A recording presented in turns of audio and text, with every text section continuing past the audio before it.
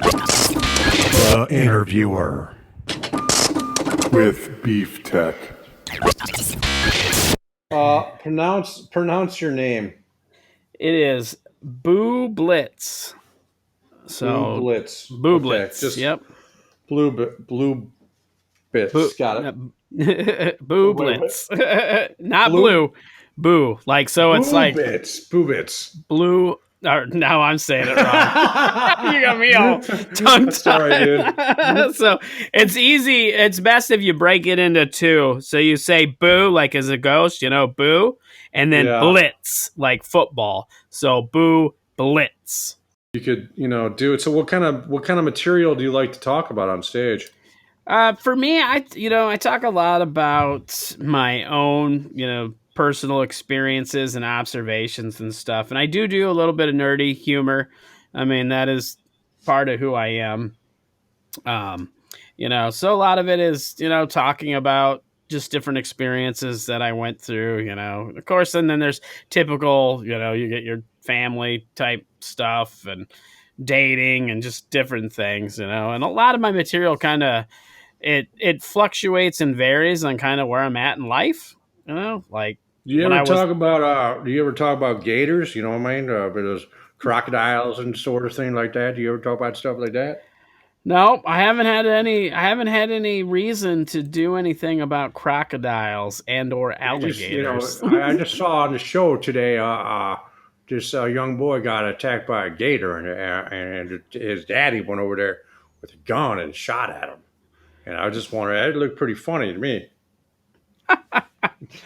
That seems like it would be a good show. Of course, you probably saw that on TV. I mean, who wouldn't want to watch a kid get eaten by an alligator and then his dad shoot the alligator? I mean, well, the kid was okay, actually. He came out alive, and he was totally fine. Yeah, did you ever see that there used to be a series called The Faces of Death? Yes. And I remember watching them when I was a kid, like way before I probably should have been able to watch them. But I remember one where like a skydiver fell into a pit of alligators. That was pretty wicked. How about 1,000 Ways to Die? Have you seen that series? That series is so funny. The acting in that is hilarious. Hey, man, I'm at this club. Did you see the guy that ate the cue ball or something like that? Yeah.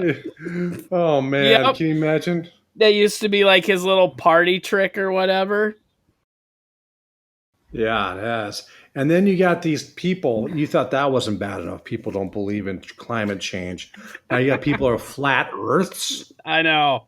I mean, what the hell? Right? The earth is flat. I mean, people want their conspiracy theories, I guess. I don't know. That's another thing that just blows my mind, how people just want to believe whatever. Like every time I have the picture of the actual person that believes in flat earth, it's someone that's very hairy, has like one eyebrow across the whole head. And like they're kind of cross-eyed, like, yeah.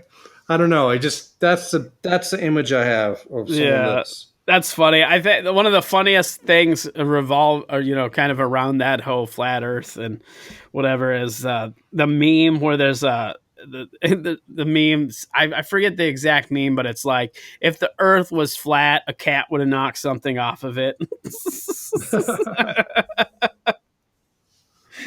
I'm just like, yeah, see, there's your proof. It's almost like when I was a kid, I believed in when you go into a bubble bath, when you fart, the bubbles actually are like alive and they have like a smiley face. And so that's what I used to believe. But then I realized over time that's not true, Yeah. Because you just got to go with facts, man. Yeah.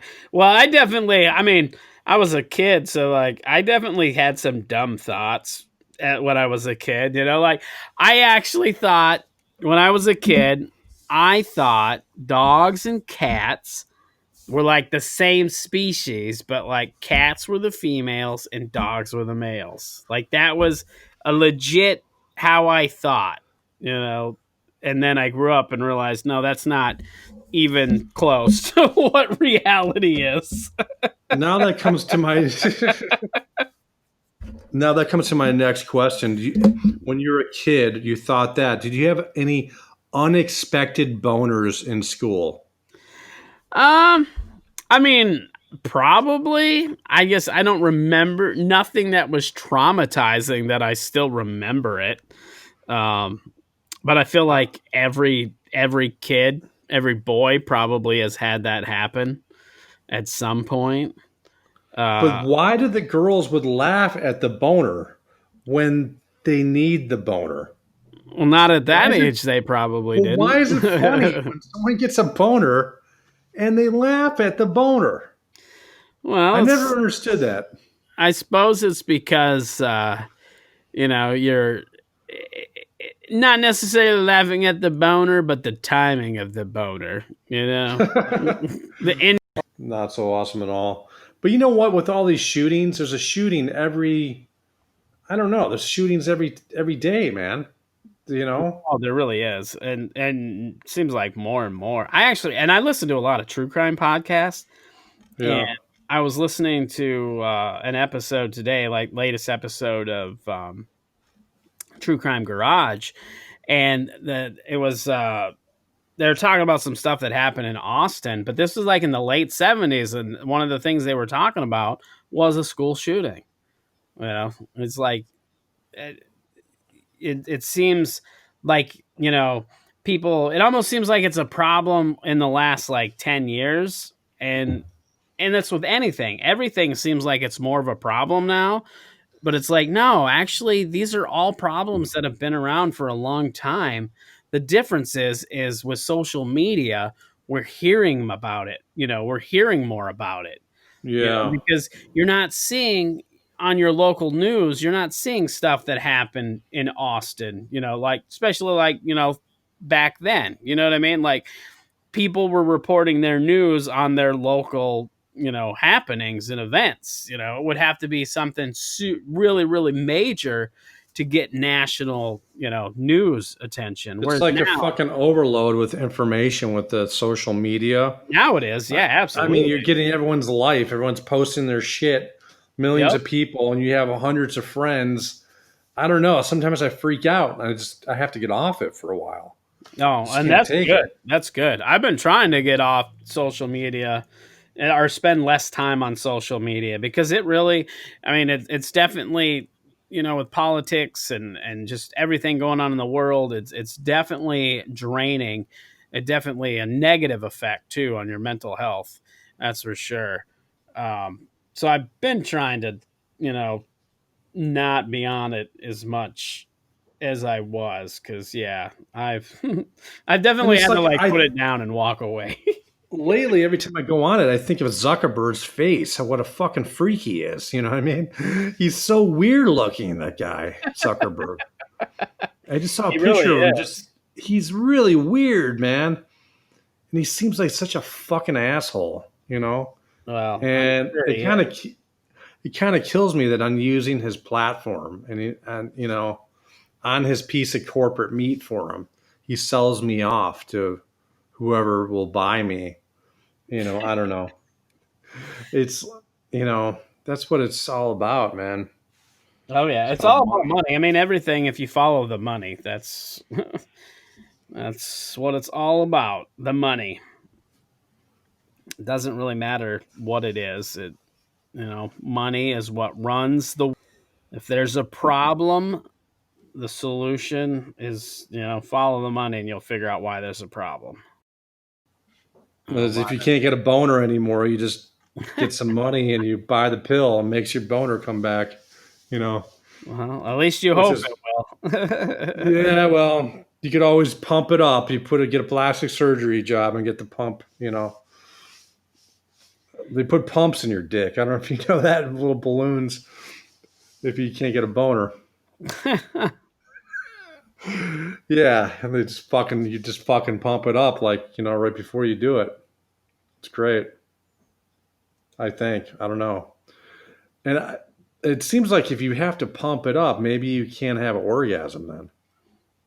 Yeah, I guess I don't know. I haven't had any issues. But I wonder if I wonder if that is an issue. If you have to do the pump, I mean, maybe it's all over then. Yeah, good question. I don't know.